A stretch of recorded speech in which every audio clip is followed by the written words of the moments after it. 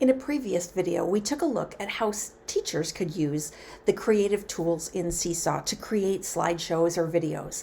And in this video, we're going to take a look at how students can use it to demonstrate their understanding.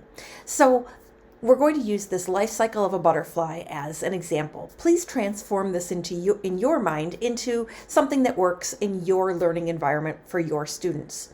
So in this case, the teacher has created an activity in which students are going to label the parts of the life cycle of the butterfly. And then he or she has also created several slides over here on the right in which students will be encouraged to upload pictures in order to start to tell the story of the life cycle of a butterfly. And while doing all of this, students can utilize the tool where they're able to record their screens. So they can come over and click on that microphone tool, and now they're recording. So from here, what they could do is actually go in and type in the names of the different parts of the butterfly, or if this was a drag and drop activity that teachers had created, perhaps they would be dragging and dropping the correct words into the correct spots. But then when they're done with that, they could also head to slides 2, 3, 4, and 5. And while doing this, if you notice, they're still recording. So all they have to do is click between these different slides and it makes a video. So they could do this ahead of time if they wanted. So I could stop this video, for example. And I'll go ahead and delete that one just to kind of show a couple of different examples here. Delete that page. And let's say that the student is going to go ahead and get these slides all set up first with the proper pictures in order to be able to tell the story of the life cycle of a butterfly. So what they'll do is head over here to the camera tool and come and choose Upload, the third one here.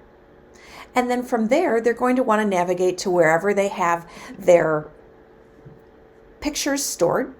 So in this case, let's choose eggs first. And then we'll go to slide 3 and do that again. Upload.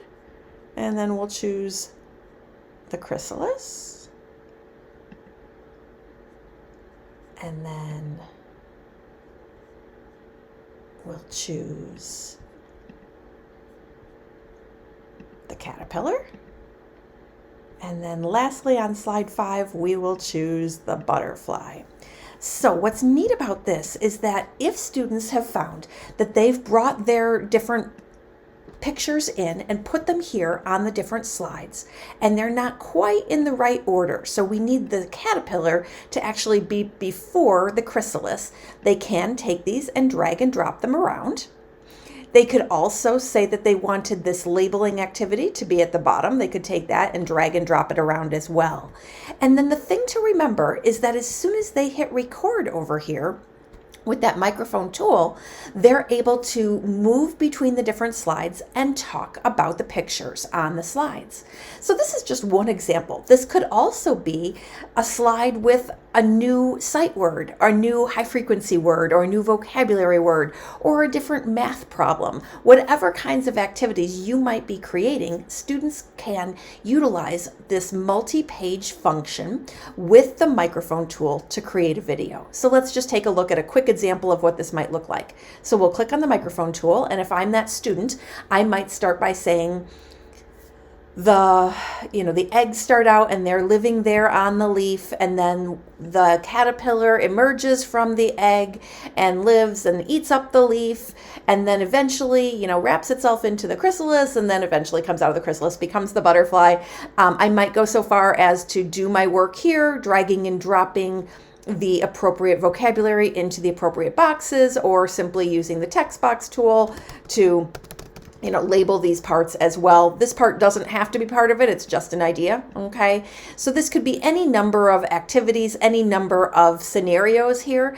But the thing to remember is that it's creating a video. So if you look up here in the top right corner, it's creating this video. When I hit done, it's going to take that video and add it to the first page. So let's just take a quick look at what that looks like. If we hit play, the eggs start out and they're living there on the leaf, and then the caterpillar emerges from the... So you can see it becomes like a narrated slideshow.